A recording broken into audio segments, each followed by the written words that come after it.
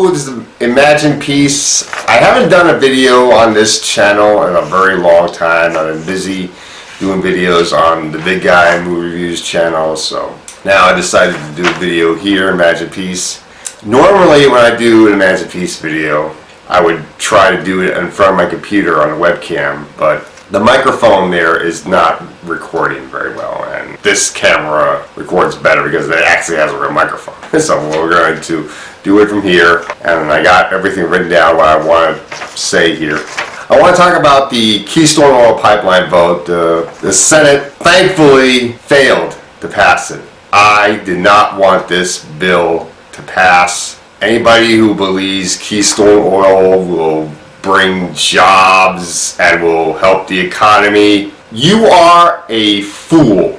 That's all I have to say right now. You are a fool. The most jobs that are going to be made is 50 jobs. Oh wow, 50 jobs. And you know where all the money is going to go? In the big oil companies. All that oil, it's going to go to China, it's going to go to all other countries, not here. It's going to make global warming worse. And let's say you don't believe in global warming. Fine, you don't believe in global warming.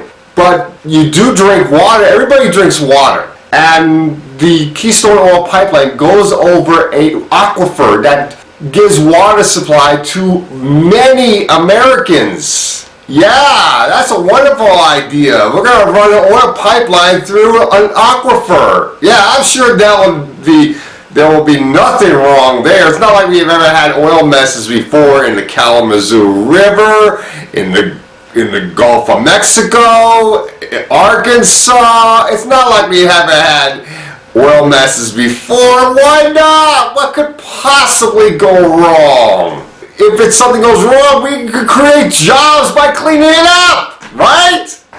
But anyway, I want to talk about the senators that voted for the pipeline, particularly the Democrats. Because Republicans, we know Republicans support big oil. That is their nature. It is as natural for a Republican to support big oil as much as it is natural for a wolf to eat meat.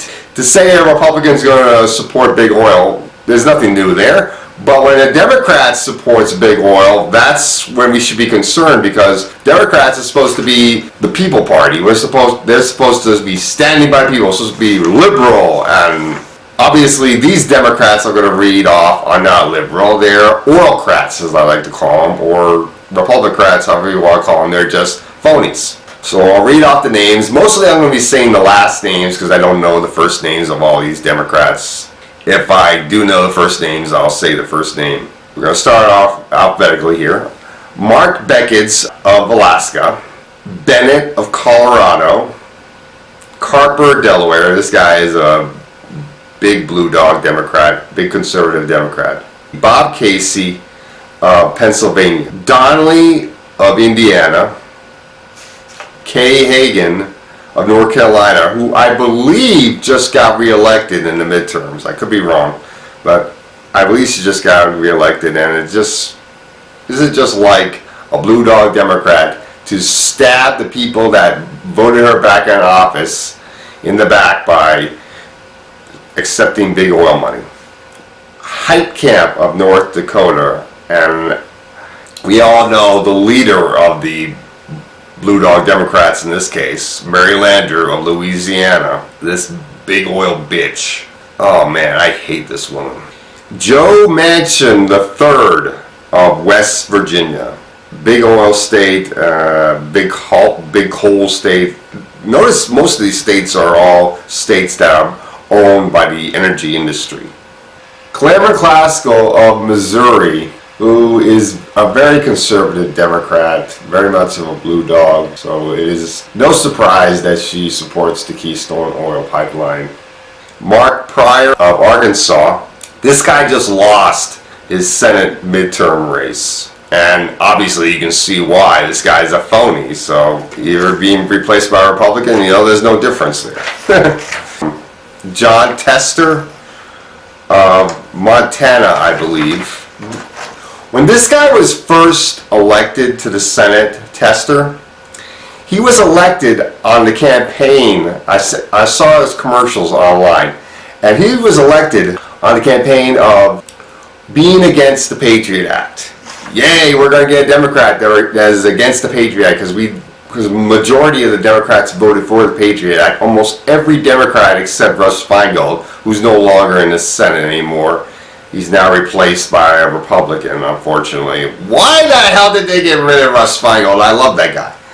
But anyway, stupid people in Wisconsin allowed a Republican to get through there. Surprisingly, I thought voters in Wisconsin were progressive. I guess not. There's now a Republican in that seat, and it's just sad. And when we finally get another Democrat that is against the Patriot Act, he's only liberal pretty much on civil liberty issues. When it comes to industry and big money, he's totally going to cave in on that. So that kind of makes him like a libertarian, really, not a liberal. Then we have Walsh of Montana, the other senator of Montana, who I believe is a veteran. I took a look at his pictures, and one of his pictures shows him in a military uniform, so it looks like he's a veteran. And finally, the other senator of Virginia, Mark Warner. I believe Virginia has one senator that's Republican, the other senator that's a Democrat, or maybe I'm wrong. Yeah, Mark Warner of Virginia, who was the governor of Virginia, now he's the senator. That's basically our Oilcrats. And now I have counted how many Democrats support this pipeline, and in this vote, it's 14 Democrats supporting the pipeline. That is not too much of a surprise. I was a little bit surprised that more Democrats didn't support this. Very glad that Democrats were able to stop this. The Democrats that voted against it, 40 Democrats and Bernie Sanders. The reason why this Keystone Oil Pipeline failed, even though it was 59-41, is because you need 60 votes. This is a filibuster vote. So thankfully, 40 Democrats and Bernie Sanders stuck together. That is surprising. That is rare that Democrats can actually hold a filibuster. Because during the Bush years, Democrats tried to hold a filibuster and they continuously caved in like a house of cards. They continually fell and said, yes, we'll vote with the Republicans. Overwhelmingly, it was only like a few Democrats voting to stay together.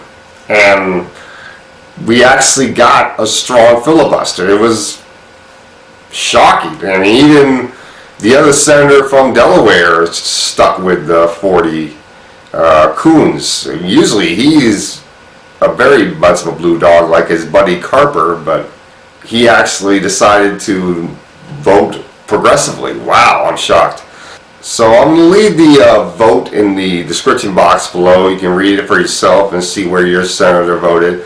Both of my senators, Markey and Warren, voted against the pipeline, of course. Massachusetts Democrats, usually very progressive. I remember there was somebody who wanted to run an independent campaign against Markey, and I kept on telling him, Markey's not a blue dog Democrat, he's not a sellout. And so, he gets a lot of money from other places, and he has a pretty relative voting record with right in line with Bernie Sanders, and yeah, he was totally fine on the Keystone Oil Pipeline. He totally voted against it. So to that particular independent, screw you. Yeah, so that's basically what these 41 Democrats did in Bernie Sanders, the 40 and Bernie Sanders, that's 41. They gave a bit of a finger to Larry Landers saying, fuck you, we're not voting for this pipeline. This is not going to give Americans jobs, this is going to give money to the oil companies. Thank you. All I gotta say for the Keystone Oil Pipeline vote, hopefully this will continue to not pass once the Republicans take over. We're still going to have a good number of Democrats that could filibuster. I doubt we'll get an effective filibuster. We'll see. I don't have much confidence in Democrats holding filibusters because I've seen them time and time again collapse like a house of cards. But I always wishing that they would.